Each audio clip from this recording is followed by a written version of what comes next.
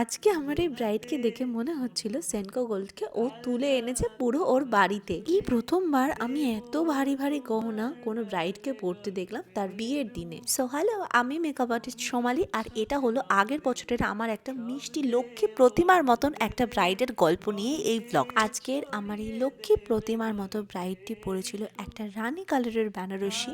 আমাকে সে বলেছিল সে রানী কালারের বেনারসি কিনবে, কিন্তু আমি যখন তার বাড়ি থেকে তাকে প্রথম দেখি আমি বলেছিলাম, তুমি এত সুন্দর দেখতে, পুরো ঠাকুরের মতো তোমাকে দেখতে, তুমি কেন রেড কালারের বেনারসি নিলে না? ও বললো আমার পিঙ্কটাই বেশি পছন্দের ছিল।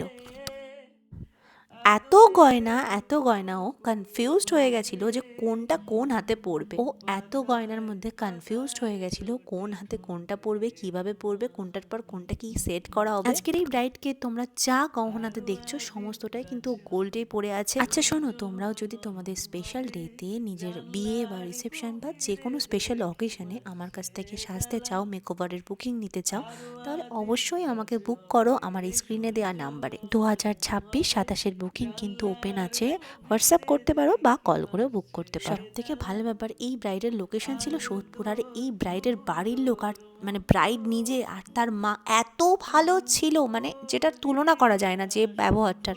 লাস্টে ব্রাইড আর ব্রাইডের মা দাঁড়িয়ে থেকে আমার ক্যামেরার সামনে রিভিউ দিয়েছে, ইভেন এটাও বলেছে যে তোদেরকে চুজ করা আমার জন্য বেস্ট ডিসিশন ছিল ব্রাইডের মা। কিছু গুণ আছে। আচ্ছা, কাকিমা পাশে দাঁড়িয়ে সাথে ব্রাইড, বলো বিয়ের দিনে সেজে কেমন লাগলো? আমার খুবই ভালো লেগেছে। মানে সত্যি কথা বলতে আমি সাজার ব্যাপারে এত কিছু বুঝি না, আমি শুধু ওকে, আমি যা বুঝি আমি সেইভাবে ওকে একটু বুঝিয়ে বলেছি, বাকিটাও সবও নিজের মতো করে করেছে। আর আমি ভীষণ স্যাটিসফাইড ওর কাছে সেজে। মানে সিরিয়াসলি আমার মনে হচ্ছে যে আমার মানে ভার হালকা হলো আমার, কারণ এটা তো একটা মানে স্পেশাল দিনের সাজ, তাই না? সবার একটা টেনশন থাকে, অন্যান্য দিন যা খুশি হোক, এই বিয়ে আর বৌভাত এই দুটো সাজ মানুষের ভালো হলে মানুষের চিন্তা মানে ওখানেই অর্ধেক মুক্ত। ফলে মানে ও আমার চিন্তা মুক্ত করে দিয়েছে। হ্যাপি? ভীষণ হ্যাপি, ভীষণ চয়েস খুশি। করে আমাদের সার্থক। আচ্ছা, এবার তুমি বলো মেয়েকে কেমন লাগছে?